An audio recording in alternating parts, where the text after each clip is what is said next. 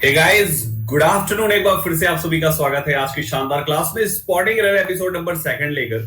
Guys, जैसा कि आप जान रहे हो, कल की क्लास जो हुई थी उसमें स्पॉटिंग एरर यानी एरर को स्पॉट करने के तरीके हमने डिस्कस किए थे। और आज उसके आगे के पार्ट यानी कि हम प्रैक्टिस पर बात करने वाले हैं।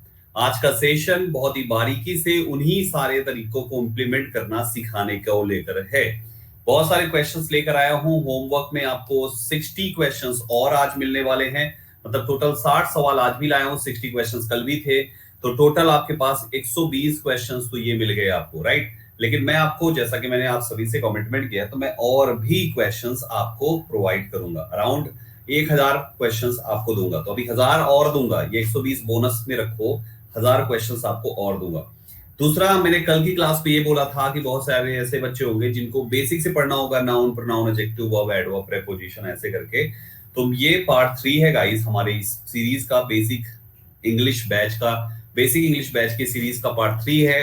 जो पार्ट 1 2 है उसमें हम लोगों ने एकदम बेसिक और बारीकी से सब कुछ पढ़ा है। तो आप मेरी उन क्लासेस को भी देख सकते हैं, या तो आगे बैच वो वाले फिर से आएंगे तो आप चाहे तो आगे का देख लें बैच, या तो पीछे वाले बैच देख ले। चॉइस इज योर्स, आपकी मर्जी है। जो भी आप चाहें आप वो बैच वहां पर देख सकते हैं। वो आप पे मैंने डाल रखा है, और वही बात मैंने पहली वाली क्लास यानी कल की क्लास में डिस्कस भी किया था, बोला भी था। आज की जो पीडीएफ है, अच्छा ये बताइए, कल वाली दोनों पीडीएफ आप लोगों ने डाउनलोड कर ली थी? A4 साइज वाली भी पीडीएफ आप सबने डाउनलोड कर लिया था? भाइयों कर लिया था, हाँ या ना, एक बार बता दीजिए। A4 साइज वाली पीडीएफ, A4 साइज वाली पीडीएफ नहीं?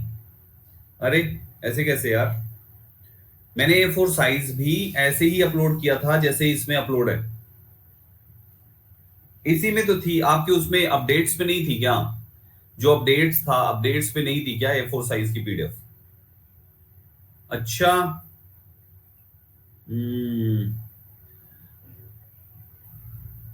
नहीं थी। चलो कोई बात नहीं। तो बाकी इसमें तो है ही ये क्वेश्चंस, मैं इसीलिए लगा के आऊं। अच्छा हुआ कि किसी का नुकसान नहीं हुआ, नहीं तो यार बताओ क्वेश्चन छूट जाते अगर मैं नहीं लगवाता इसमें। तो अच्छा हुआ कि इसमें भी मिल गया, उसमें भी मिल गया। बट कोई नहीं, अगली बार पीडीएफ में आपको बस वही ड्राइव के थ्रू जैसे मैं देता हूं वैसे ही दे दूंगा। चलो शुरू करते हैं। गाइस, जो भी बच्चा फर्स्ट टाइम मेरी क्लास में हो, मेरी प्रोफाइल को फॉलो कर ले। ये क्लास डेली बेसिस पे होती है, मंडे से फ्राइडे, हफ्ते के 5 दिन। आप मेरे साथ पेड बैच में एक नए सुंदर शानदार टॉपिक के साथ जुड़ते हैं। संदीप केसरवानी सर्च करके प्रोफाइल फॉलो कीजिए और दूसरों को भी इनवाइट कर लीजिए फ्री सेशन में। रेगुलर क्लास की टाइमिंग्स है, जिसमें एक एडिटोरियल शो जरूर देखना चाहिए आपके कॉम्प्रिहेंशन वगैरह अच्छे होने के लिए। सुबह 7:15 पे वाईफाई स्टडी यूट्यूब चैनल पे चलता है।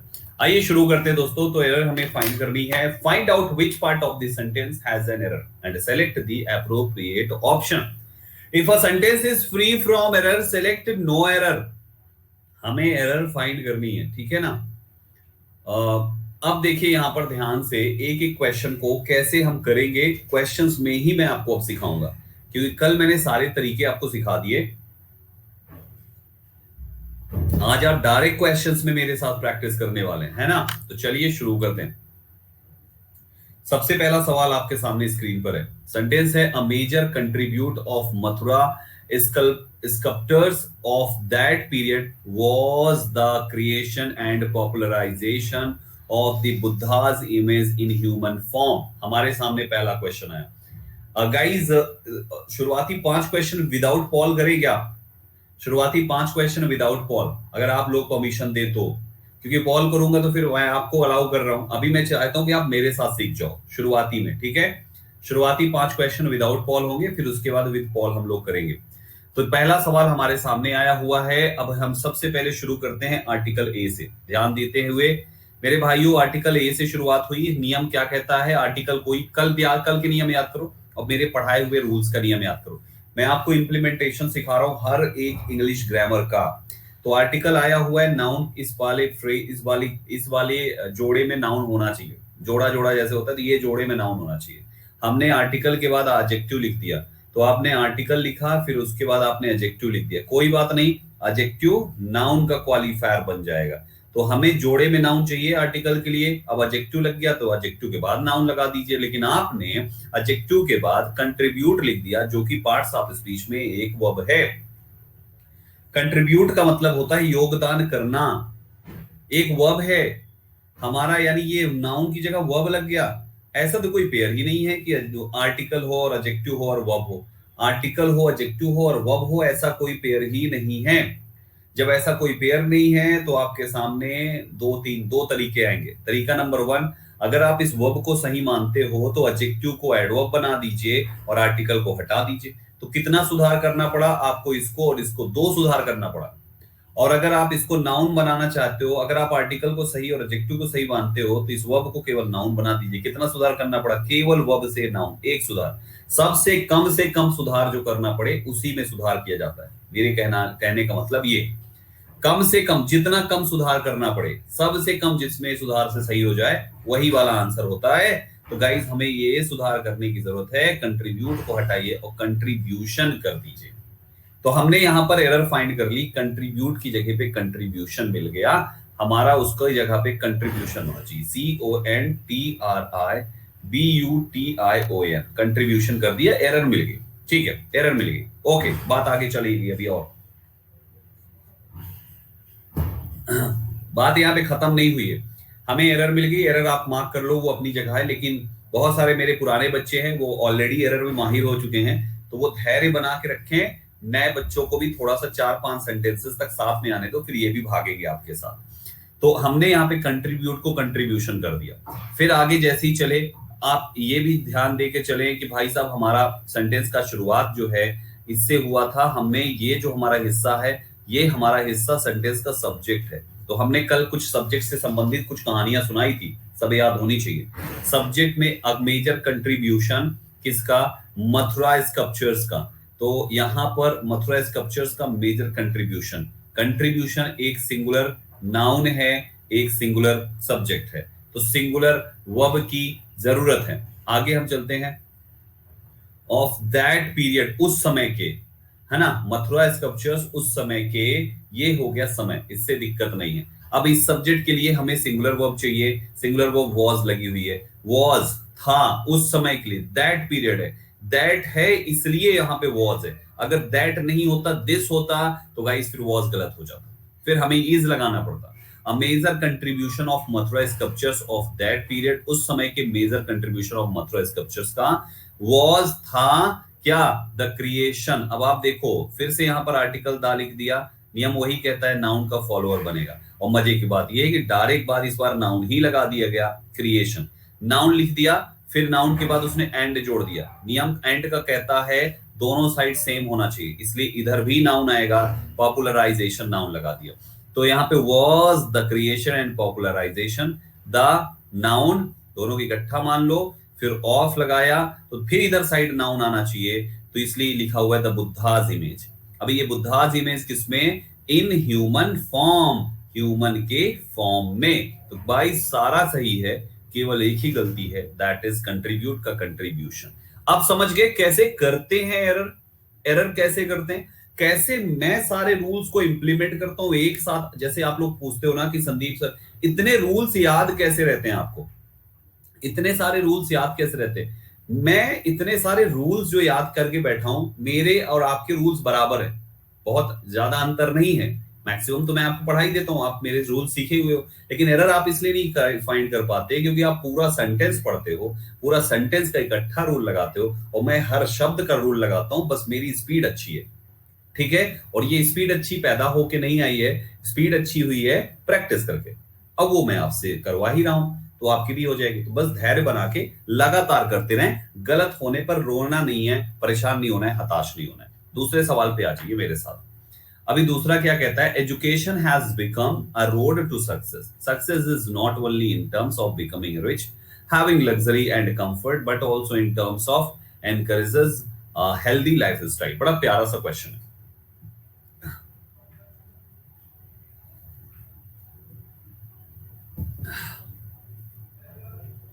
अब सुनिएगा, फिर से हम वैसे ही चलेंगे, शुरुआत करेंगे एजुकेशन से। एक सिंगुलर सब्जेक्ट है हमारे पास, सिंगुलर वर्ब आनी चाहिए। अगर हैज हेल्पिंग वर्ब सिंगुलर आ गई है तो हैज के साथ मेन वर्ब लिखोगे तो थर्ड फॉर्म आएगी। बिकम मेन वर्ब की थर्ड फॉर्म हो चुकी है, अब हमें ऑब्जेक्ट लिखना है। एजुकेशन हैज बिकम, लेकिन एजुकेशन को दिमाग में सेट करके अभी भी रखना है। एजुकेशन हैज बिकम, एजुकेशन हो चुका है, एक road to success, a road to success यानी कामयाबी का मार्ग। एजुकेशन कामयाबी का मार्ग हो चुका है, हर किसी को पता है, ठीक है। फिर उसने फुल स्टॉप लगा दिया, इसका मतलब एक सेंटेंस यहीं पे निपटा दिया। Education has become a road to success, 100% correct है, ए में कोई एरर नहीं है। फिर आगे हमने बढ़ा, फिर दिख गया यहाँ पर सक्सेस, सक्सेस पहुंचा दिया आपको। अब सक्सेस से शुरू किया उसने कि सक्सेस, सक्सेस के बाद उसने नॉट ओनली लिख दिया। नॉट ओनली ज्यों ही लिखा तो नियम नॉट, देखो सक्सेस एक सब्जेक्ट है, इसका नियम दिमाग में डाल दो, और नॉट ओनली यहाँ पे एक कंजंक्शन है, इसका एक नियम दिमाग में डाल दो। तो सक्सेस ना केवल किस टर्म में, इन terms of becoming rich, success in terms of becoming rich, in terms of becoming rich यानी अमीर होने के टर्म्स में ये सक्सेस क्या है, हैविंग लग्जरी एंड कंफर्ट। तो आपने नॉट ओनली का इस्तेमाल इन टर्म्स के पहले किया, तो बट ऑल्सो जो इसका साथी है वो भी इन टर्म्स के पहले होगा। नॉट ओनली का इस्तेमाल और बट ऑल्सो इस्तेमाल की पोजीशन चेक कर लीजिए। पहले हमने नॉट ओनली के बाद इन टर्म्स ऑफ बिकमिंग रिच किया, तो बट ऑल्सो के बाद इन टर्म्स ऑफ आगे का शब्द लिखा हुआ है, इतने में ये चीज तो ठीक हो गया। फिर अब आगे देखिए आपका लिखा हुआ in terms of becoming rich, तो वैसे ही but also in terms of encouraging healthy life style भी तो होगा। क्यों? क्योंकि मेरे भाइयों जैसे यहां पर ऑफ के बाद आपने मेन वर्ब लिखा, तो नियम कहता है कि प्रेपोजिशन के बाद मेन वर्ब की आईएनजी फॉर्म आती है, जिसको हम जीरेंड कहते हैं। तो आपने पहले वाले में तो ऑफ बिकमिंग कर दिया, लेकिन दूसरे वाले में आपने प्रेपोजिशन ऑफ के बाद मेन वर्ब की एस फॉर्म लगा दी। भाई साहब एनकरेजेस प्रेपोजिशन के बाद तो जिंदगी में कभी ना आएगा, अतः ये एनकरेजेस गलत हो गया और ये एनकरेजिंग होना चाहिए। तो हमारा जो आंसर है इस सवाल का वो एनकरेजिंग होगा। रूल्स के इंप्लीमेंटेशन को सीखिए मेरे भाइयों, मामला उसी से सही हो जाएगा। रूल्स के इंप्लीमेंटेशन को सीखिए, रूल्स के इंप्लीमेंटेशन को सीखिए। बहुत आसान एरर, ये एक कला है जिसके खिलाड़ी बनना है आपको और कुछ भी नहीं है। एक खेल है, खिलाड़ी आपको बनना है, और खेल का खिलाड़ी केवल प्रैक्टिस से बनते हैं इंसान। दुनिया का खेल कोई सा भी हो, हर खेल पे खिलाड़ी बैठे हुए हैं। आइए तीसरे सवाल पे आ जाइए। बड़ा प्यारा सा क्वेश्चन है तीसरा, इसको भी ध्यान से सुनिएगा, मजा आने वाला है। कहता है Mahatma Gandhi was an advocate of non violence and vegetarianism who revived who revived and recognized the Hindu doctrine and established rules for their monastic order। बहुत ही प्यारा सा क्वेश्चन है, इसका बताइए, इसका बताइए गाइस फटाफट जल्दी से। बड़ा प्यारा सा क्वेश्चन है, जल्दी जल्दी जल्दी जल्दी आप लोग अब थोड़ा सा दिमाग लगा लीजिए, पहले आप लोग ट्राई कर लीजिए।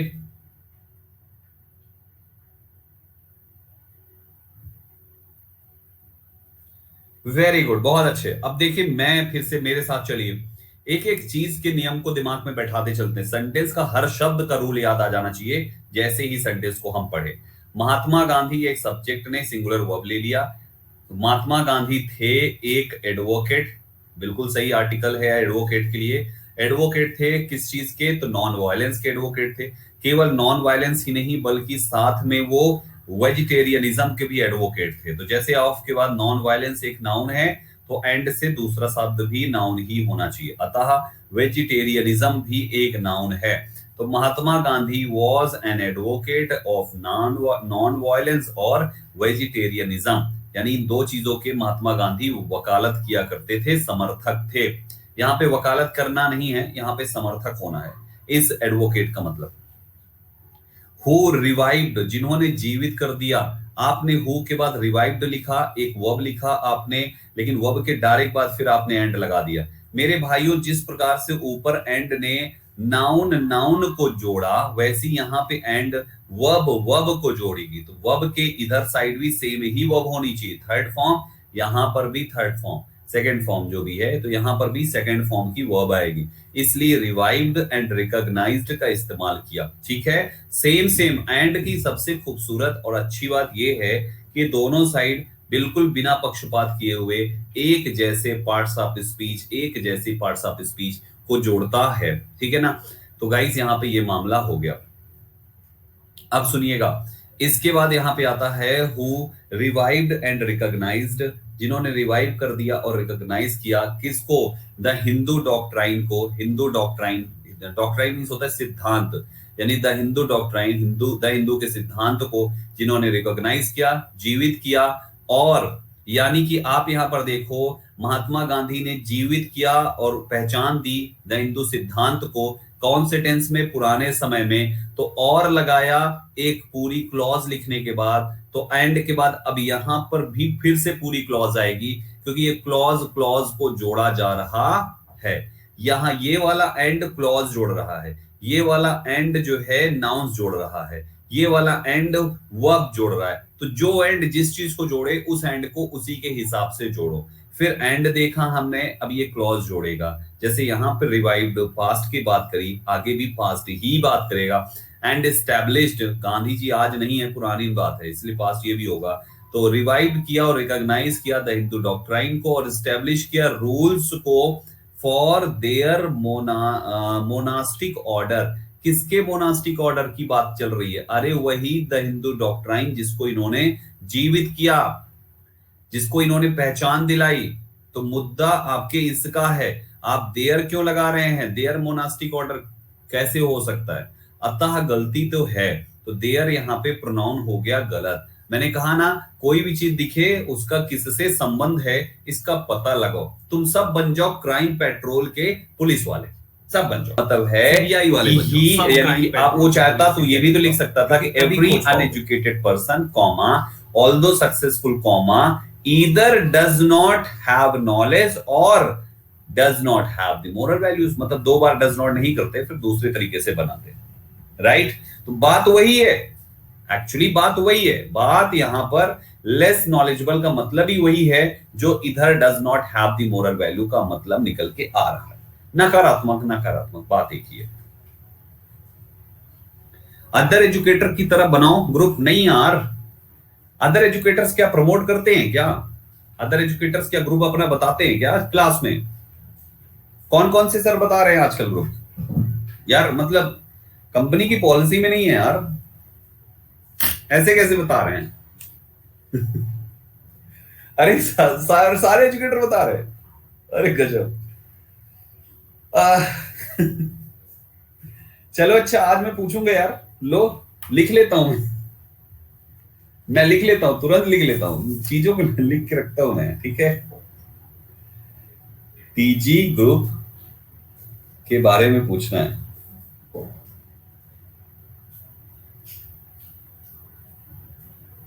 ठीक है। ये नहीं, ग्रुप्स तो बहुत है यार, ग्रुप मेरे भी है, ऐसा नहीं है, टीजी ग्रुप है मेरा, लेकिन मैं बताता नहीं हूं क्योंकि कंपनी की पॉलिसी में नहीं। अब शायद अलाउ हो गया हो, मुझे पता ना हो। व्हाट्सएप पे नहीं बना सकते क्योंकि व्हाट्सएप पे लिमिटेड होता है यार, 256 ही बच्चे आ सकते हैं। 256 तो मैं देते ही तुम सब भर जाओगे उसमें, फिर पता चले 20-25 तो ग्रुप है हम संभालते फिर रहे हैं। तो व्हाट्सएप पे नहीं बना सकते, टेलीग्राम पे ही बनेगा, वो भी व्हाट्सएप से लाख गुना बेटर है यार। और अगर कंपनी अलाउ करेगी तो, मैं अपने से नहीं बोलूंगा, कंपनी अलाउ करेगी तो, ठीक है ना। चलो अब आ जाइए भाइयों, 5 हो गए। अब हम करेंगे सारा का सारा जो क्वेश्चंस होगा, अब उसको कैसे करेंगे? पॉल के थ्रू करेंगे, ठीक है ना।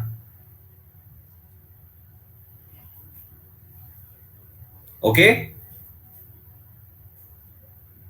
ग्रेट, आज ये शुरू करते हैं guys. Question number 6, it is with a kind of fear if that I begin to write the history of my life. आपके पास 30 सेकेंड का पॉल है, विद इन 30 सेकेंड्स। हाँ है, अब छोड़ो, अभी ग्रुप की बात मत करो। जो चीज अलाउ नहीं है पहले पूछ लेंगे हम, तभी करेंगे। मैं पॉलिसी वगैरह के अगेंस्ट नहीं जाता, नियम है भाई हर जगह पर जिनका जो नियम है, ठीक है। अगर कंपनी कह देगी तो मैं तुरंत, मुझे क्या यार, मेरा कोई नुकसान थोड़ी ना। मैं तो चाहता हूँ आप सब लोग आओ, डिस्कस करते हैं, हेल्दी डिस्कशन, कुछ बढ़िया सा माहौल बनाते हैं, अलग ही माहौल इंग्लिश का। चलो भाइयों,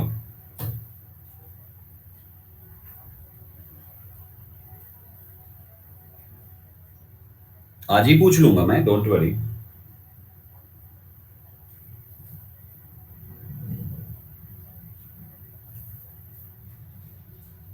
टाइम्स अप दोस्तों, times up, times up, times up.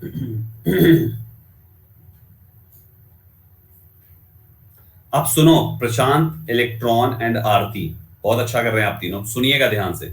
Sentence कहता है it is with a kind of fear.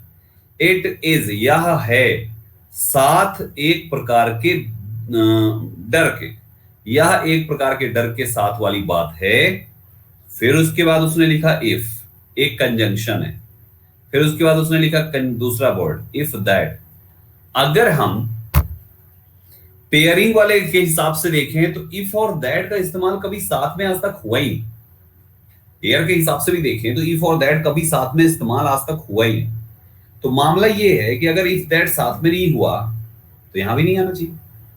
ठीक, तो आना क्या चाहिए? आगे की लाइन पढ़ो, फिर समझ में आ जाएगा। आप देखो इफ दैट जो भी है उसके बाद क्या लिखा है। उसके बाद लिखा है आई बिगिन टू राइट, मैंने लिखना शुरू किया, द हिस्ट्री, इतिहास को, ऑफ माई लाइफ, मेरे जीवन के। कौन से इतिहास को? जो मेरे जीवन का था। क्यों लिखना शुरू किया? जब मैं एक प्रकार के डर के साथ हुआ तो। इसका मतलब ये एक प्रकार का डर है कि मैंने ये किया। तो सवाल तो पूछा नहीं उसने। जब सवाल नहीं पूछा तो सवाल शो करने वाला कंजंक्शन का इस्तेमाल होना ही नहीं चाहिए। तो इफ यहां से हट जाएगा और कंजंक्शन दैट लगा रहेगा। आंसर आपका यही है, option B, conjunction if and that can not be used together, so delete if which is superfluous here. Yes, this ये क्या लिखा है? The possibly if that if is used as conjunction while that is used as a pronoun or adjective whatsoever। तो हमें यहां पर क्या करना है? हमें यहां से if हटाना है। अब पढ़ना है सेंटेंस को। कह रहा है कि it is with a kind of fear, ये एक प्रकार का डर ही है कि मैंने शुरू कर दिया लिखना इतिहास मेरे जीवन का। ये डर है जिसने मुझे इंस्पायर किया लिखने के लिए। So my dear students, conjunction दोनों एक साथ नहीं आ सके, गलती इसी पार्ट में। समझ में आया साथ में ये चीज? एक बालक ने कहा संदीप सर विद क्या मतलब क्या है? विवेक का कहना है अगर विद हम यहां से हटा देते हैं यहां पे, तो सेंटेंस क्या बनता है? It is a kind of fear, यह एक प्रकार का डर है। It is a kind of fear, यह एक प्रकार का डर है। मतलब आप किसी डर को इंट्रोड्यूस करते हुए इस बात को कह रहे हैं। It is a kind of fear, यह एक प्रकार का डर है कि मैंने शुरू किया। तो ये एक प्रकार का डर है का मतलब जब मुझे डर लगा ना, जब मुझे डर लगा ना तभी तो मैंने शुरू किया। जब मैं डरा, तो डरा दैट मीन्स डर के साथ मैंने लिखना शुरू कर दिया। डर मुझे आया, मैं डरा, मैं डर के साथ हुआ। जब मैं डर गया तो डरे डरे में लिख डाला पूरा। मतलब डर गया तो डरते डरते लिख डाला। तो वहां पे आप विद को मत हटाएं। विद लगा हुआ भी सही है, विद हटा हुआ भी सही है। दोनों का अर्थ थोड़ा बदल जाएगा बस। समझ पा रहे हैं आप? विद लगा हुआ और विद हटा हुआ दोनों सही है, थोड़ा सा अर्थ में परिवर्तन होगा, इतने हिस्से में बस, और कुछ भी नहीं। ठीक है, ध्यान से बस देखा कीजिए। पूरा सेंटेंस पढ़े बिना कभी भी एरर टिक नहीं करना, चाहे जितना कॉन्फिडेंट हो आप। समझ रहे हो? पूरा सेंटेंस पढ़े बिना कभी भी एरर टिक नहीं करना, चाहे जितना भी कॉन्फिडेंट क्यों ना हो। तुम्हारे सामने भले ही क्यों ही के साथ आर क्यों ना लग जाए, ही के साथ वर लगा हुआ क्यों ना दिख जाए, बिना पूरा पढ़े नहीं टिक करना। ठीक है, ग्रेट। लेट्स हैव सातवां सवाल, ध्यान से पढ़िएगा। सेंटेंस कहता है कि we could turn down some heat if that would make you very more comfortable.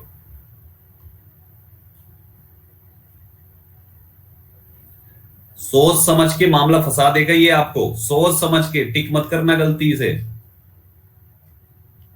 अब कुछ तो गलत करोगे तुम।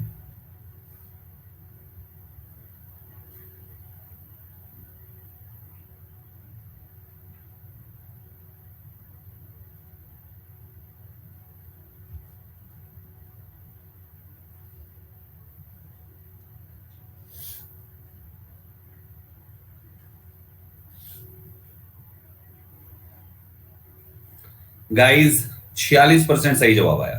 मुझे पता था आप गलती करोगे क्योंकि सेम पैटर्न पे आ गया था ये। लाइट ही नहीं है। देखो सेंटेंस को पढ़ो मेरे साथ। कहता है वी, एक सब्जेक्ट, कुड आपने पास की वर्ब लगाई। We could turn down, we could turn down, हम टर्न डाउन कर सकते थे सम हीट, कुछ हीट को। हम कुछ हीट को टर्न डाउन कर सकते थे। इफ, यदि, अब आप सोचोगे इफ दैट सर यहां पे इसका क्या मतलब है? अरे भाई एक बार पिछला सेंटेंस देखो तुम थोड़ा, यहां पर इफ और दैट ये दोनों कंजंक्शन बने जैसे लग रहे हैं, है ना? और देखो ये नया सब्जेक्ट लगा है भाई, इसमें तुम्हारा दैट एक सब्जेक्ट है यार, ये तुम्हारा सब्जेक्ट है। कंजंक्शन केवल इफ है, वो तुम्हारा सब्जेक्ट है। तो तुम अगर उसको सोच के बी ऑप्शन टिक किए हो तो भैया जी बहुत बड़ी गलती कर दी है।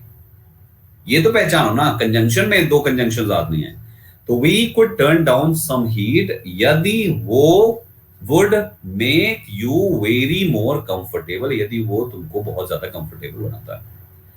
अब आपको बताता हूं मैं, मोर कंफर्टेबल एक एडजेक्टिव के साथ जब मोर लगता है तो ये उस एडजेक्टिव की कंपैरेटिव डिग्री हो जाती है, और कंपैरेटिव डिग्री के साथ हम वेरी शब्द का इस्तेमाल कभी नहीं करते भाई साहब। समझ पा रहे हैं? कंपैरेटिव के साथ वेरी का इस्तेमाल नहीं करते। वेरी का इस्तेमाल एडजेक्टिव में दो एडजेक्टिव के साथ होता है, या तो पॉजिटिव डिग्री के साथ या तो सुपरलेटिव डिग्री के साथ। कंपैरेटिव के साथ नहीं करते। पॉजिटिव के साथ जैसे तुम कह सकते हो वेरी गुड, स्कूल में बहुत मिला है ना? और सुपरलेटिव में लिख सकते हो तुम द वेरी बेस्ट, ये भी सही है। द वेरी बेस्ट भी सही है और द वेरी गुड भी सही है, लेकिन वेरी बेटर नहीं सही है। तो होना क्या चाहिए? फिर कंपैरेटिव के साथ क्या आता है? कंपैरेटिव के साथ मच आता है। अब आपके पास दो चॉइस है, या तो वेरी हटा के मच लगा दो, या तो हटा ही दो, कुछ मत लगाओ। Choice is yours. Make you more comfortable, make you much more comfortable, both will be fine. Much will emphasise a little bit, थोड़ा सा सेंटेंस पे जोर पड़ जाएगा, बस हो गया और क्या, बात दोनों की सही रहेगी। Got it? सो मेरे भाइयों, करेक्ट आंसर ये हो गया। वेरी कंफर्टेबल होता है, बिल्कुल सही आपने कहा, वेरी कंफर्टेबल होता है। लेकिन हम यहां से मोर नहीं हटाएंगे, हम यहां से वेरी हटाएंगे। क्यों? क्योंकि आप ये करने से ज्यादा कंफर्टेबल होंगे। तो आप पहले वाले से अभी वाले को कंपेयर करके बता रहे हो, ठीक है? ये चीज है। एक्सेलेंट कौन सी डिग्री है? पॉजिटिव में सुपरलेटिव का टोन लेकर बैठा हुआ है एक्सेलेंट बेटा। पॉजिटिव में सुपरलेटिव के लक्षण लेके बैठा हुआ है। जैसे होता नहीं, कभी कभी गरीब घराने में भी अब्दुल कलाम जी पैदा हो जाते हैं, तो बिल्कुल वैसा ही है ना? कि पैसे से कुछ नहीं, लेकिन दिमाग से ऐसा है कि अच्छे अच्छे पैसे वालों को पानी पिला के चले गए। तो कुल मिला के यहाँ पे भाई साहब, पानी पिलाने का मतलब समझ पा रहे हो ना? हवा पिला के, टैलेंट के दम पे सबको एकदम सन्नाटा करवा के, समथिंग लाइक दैट। चलो, तो गाइस यहाँ पे आपके सामने करेक्ट आंसर इसका ये लिखा हुआ है, ठीक है? 8वें सवाल पे आ जाओ, ध्यान से करते चलो। There is beautiful moon, there is beautiful moon, सुंदर मून है, आउट टुनाइट, बाहर आज की रात, and Neeta and I are going for a stroll, would you like to come along with she and I? आपके पास हैं 30 सेकंड, हट फटाफट।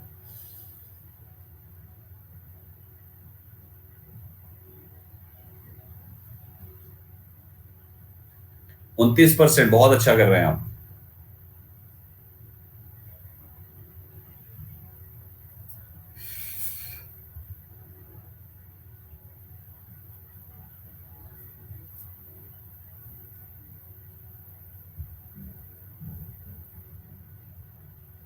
Times up. 35 पे पूरा इंडिया ने लॉक करा दिया।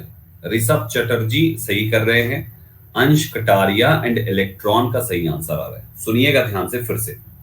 गाइस, स्टेटमेंट हमारा कहता है कि there is beautiful moon. Moon एक नाम है दोस्तों, एक नाम है, इसलिए कोई आर्टिकल नहीं आया। मून तो प्रॉपर नाउन हुआ ना भाई साहब, तो प्रॉपर नाउन के साथ आर्टिकल नहीं आता, नहीं लगा, इसलिए ठीक है, देयर इज ब्यूटीफुल मून। आप अगर ये कहते there is the beautiful moon तो गलत हो जाएगा। केवल मून होता तो द मून हो जाता, है ना? एडजेक्टिव इसलिए नहीं होता। There is beautiful moon out, बाहर, there is beautiful moon out tonight, आज की रात, यानी है, आज की रात है बाहर सुंदर चंद्रमा। इसका मतलब यह है कि ऑलरेडी रात हो चुकी है, रात हो चुकी है, 8-10 बज गए होंगे, और फिर बैठ के आदमी बाहर बात कर रहा है कि यार बाहर जो है ना, आज की रात बाहर बहुत खूबसूरत चंद्रमा है, और चलें बढ़िया से घूम टहल के आते हैं। तो यहाँ पे वो रात हो चुकी है, तभी वर्तमान के लिए ये बोल रहा है, इसलिए प्रेजेंट वर्ब लगाया। फिर उसके बाद उसने कहा एंड, और कौन कौन, नीता और मैं। Neeta and I are going for a stroll. Statement positive बोला, इसलिए 2 3 1 का सीक्वेंस लगेगा। 3 में है नीता और आई है 1 में, इसका मतलब ये सीक्वेंस बिल्कुल सही है। दो मिला के प्लूरल हो गए, इसलिए आर लगा दिया। दोनों एक्टिव है, इसलिए मेन वर्ब की एक्टिव वॉइस वाली हेल्प मेन वर्ब लगा दी। आर गोइंग, किस लिए जा रहे हैं, तो going, I am going for a walk, ऐसे आदमी लिखता है ना, तो वैसे he going for a stroll. ठीक है, वो जा रहे हैं स्ट्रॉल के लिए, टहल वहल रहे हैं, ऐसे करके उसने बोला। अब इसके बाद वो टहलने जा रहे हैं के बाद उसने बोला वुड, क्या, you like, would you like, क्या तुम चाहोगे, टू कम, आना, along with, along with मतलब साथ, with भाइयों, with एक प्रपोजिशन है। अगर इसके बाद तुम प्रोनाउन लिखोगे ना, तो वो हमेशा ऑब्जेक्टिव केस का होता है। मेन वर्ब एंड प्रेपोजिशन के बाद का प्रोनाउन ऑब्जेक्टिव केस होता है। आपने तो दोनों ही सब्जेक्टिव मार दिया, तो बिटवीन हर एंड मी ये लिखा जाएगा भाई साहब, between her and me. Pronoun objective case का होता है प्रेपोजिशन एंड मेन वर्ब के पश्चात। लिख लीजिए दिमाग में, लॉक कर लीजिए बच्चा लोग, प्रोनाउन हमेशा ऑब्जेक्टिव केस का होता है after preposition and main verb. ठीक है, तो दोस्तों हमारा आंसर यहाँ पे ये चीज हो गया। गलती इसी हिस्से में थी, शी एंड आई नहीं बल्कि हर एंड मी होना चाहिए। ठीक है, या विश्वरंजन क्लास देखिए, देखना पड़ेगा, ऐसे मत करो 2 3 1 1 2 3 मत पूछो, बहुत बेसिक चीज आप पूछ रहे हो। हम ऑलरेडी इतना गहराई से बैठा के समझा चुके हैं इसको कि मत पूछो कि कितना गहराई से समझाया हमने।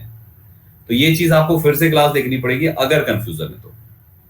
हाँ, तो इसीलिए तो कहता हूं, आप देखो मैं समझाऊंगा 30 सेकंड में, आप वहां आराम से 4-5 मिनट का देख लो, 10 मिनट का ऐसे ही रट जाएगा। 10-9 पे आ जाओ, बड़े अच्छे अच्छे क्वेश्चन हैं आज के, ऐसे ही सारे क्वेश्चन लेकर आया हूं, इसलिए ध्यान से करिएगा। Most of them was older than I, and I was like a kid brother, always hanging around.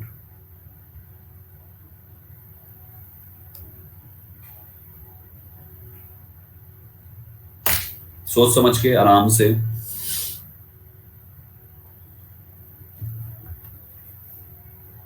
43% केवल, 41% केवल जवाब आया।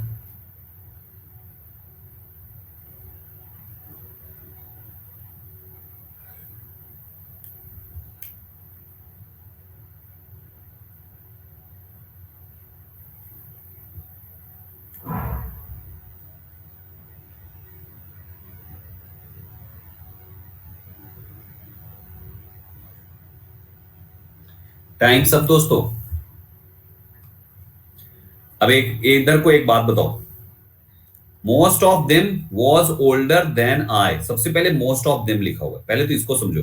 Most of them was older than I, I मतलब मैं, उनमें से बहुत सारे लोग मुझसे कहीं ज्यादा बड़े थे। इसका मतलब वो ये कहना चाह रहा है कि मैं तो था ही, मेरे से बड़े बड़े लोग उनमें से बहुत सारे थे। तो दैट मीन्स ये मोस्ट ऑफ देम जो शब्द है ये पीपल की बात कर रहा है, और पीपल में मोस्ट ऑफ देम का मतलब हो गया मेनी पीपल। समझ पा रहे हो, मोस्ट ऑफ देम का मतलब हो गया मेनी पीपल, तो मेनी पीपल दैट मीन्स बात तो प्लूरल की हो गई ना भाइयों। तो अब कैसी होनी चाहिए थी, प्लूरल। आपका क्या ये प्लूरल है? सब्जेक्ट ऑफ एग्रीमेंट में भी गड़बड़ कर रहे हैं आप बच्चा लोग। ये वॉज नहीं बल्कि वर होना चाहिए, क्योंकि हमें प्लूरल हेल्पिंग वर्ब की जरूरत है। मोस्ट ऑफ देम उनमें से बहुत सारे लोग, वर ओल्डर बुढ़े थे, देन आई। कंपैरिजन किसके साथ हुआ?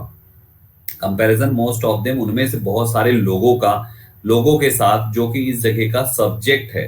तो एक सब्जेक्ट से कंपेयर कर रहा हो, इसलिए सब्जेक्टिव ही आना चाहिए और लगा हुआ है, तो ये आए यहां पर सही है। ठीक, फिर आगे उसने क्या कहा, और लगा दिया, तो नया पार्ट शुरू करेगा।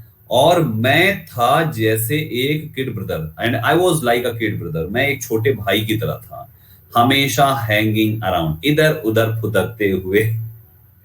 तो बाकी सब सही है, केवल वॉज कवर कर दीजिए। समझ में आया? नीति शर्मा कह रही कि देन मी नहीं होगा क्या? बच्चों कौन बताएगा मुझे कि देन मी कहना यहां पे गलत है? कौन बताएगा कि आय सही क्यों है, मी गलत क्यों है? कौन बताएगा? जल्दी से बताइए। पढ़ा चुका हूं, अभी भी एक्सप्लेन ही किया था, तब भी नहीं समझ पाए, लेकिन फिर भी मैं पूछ ले रहा हूं बेटा आपके लिए। कौन बताएगा जल्दी से, फास्ट।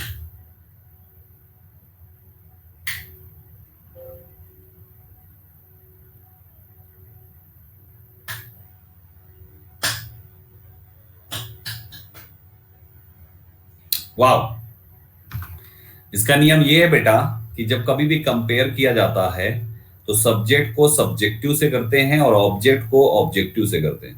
तुम्हारा ये कंपैरिजन हो रहा है उनमें से बहुत सारे लोगों से, इधर बहुत सारे लोग और इधर साइड में, तो ये हिस्सा तुम्हारा क्या है, सब्जेक्ट है ना, तो इधर भी सब्जेक्ट ही चाहिए, इसलिए आय होगा मी गलत। ठीक है, इसको मैंने प्रोनाउन में पढ़ाया है, तो तुमको प्रोनाउन की जो मेरी कंप्लीट क्लास हुई है उसको जरूर देख लेना सभी लोग, ठीक है, तब चीजें और आसान हो जाएगी। चलो अगले पे आ जाओ। क्वेश्चन 9 हो गया, क्वेश्चन नंबर 10 पे आ जाओ। You should be cautious and make a few discreet inquiry about the form before you sign something. आपके पास है 30 सेकेंड्स का समय।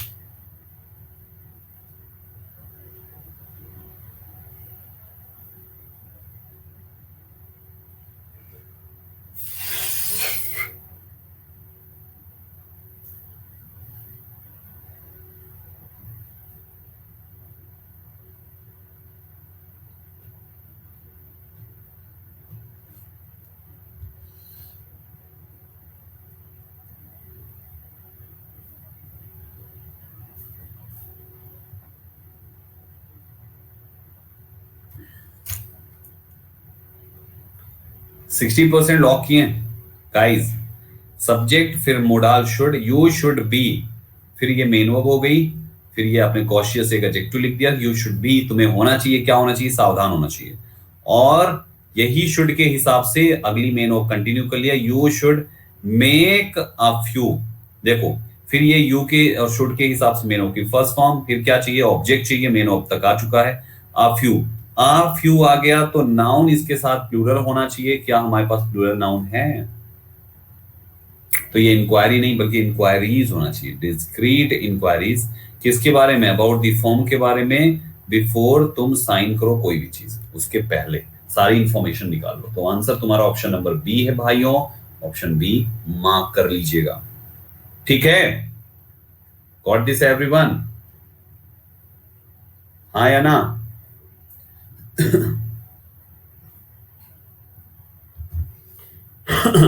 बहुत अच्छे भाइयों, बहुत अच्छे। 10वें का आंसर मार्क कर लीजिए। 11 नंबर पे आ जाइए दोस्तों। Despite occasional patches of purple prose the book is most clear and इंसिसिव।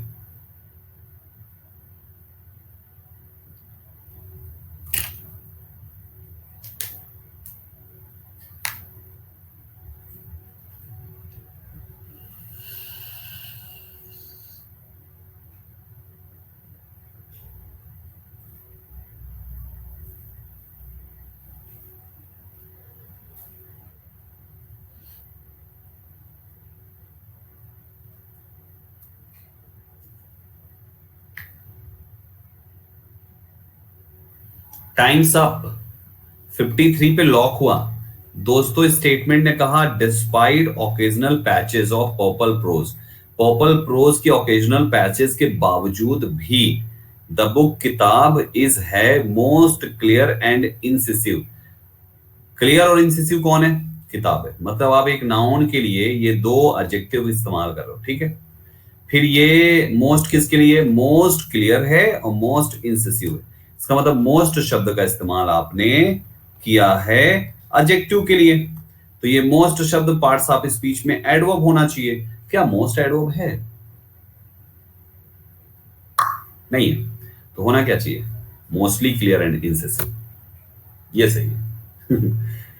Will qualify an adjective clear, ये बनेगा सेंटेंस। यहाँ पे मामला सिंपल है यार, सेट करते चलो, एक एक चीज, छोटी छोटी चीजें हैं, कुछ है नहीं, ठीक है ना, छोटी छोटी चीजें। एक लास्ट सवाल, 12 नंबर कर लो, बस हो गया, इसके बाद कुछ नहीं। It was hardly to explain how her beauty was different than so many people. Sentence में दो एरर है, दो एरर है, मैं पहली एरर मार्क कर रहा हूं।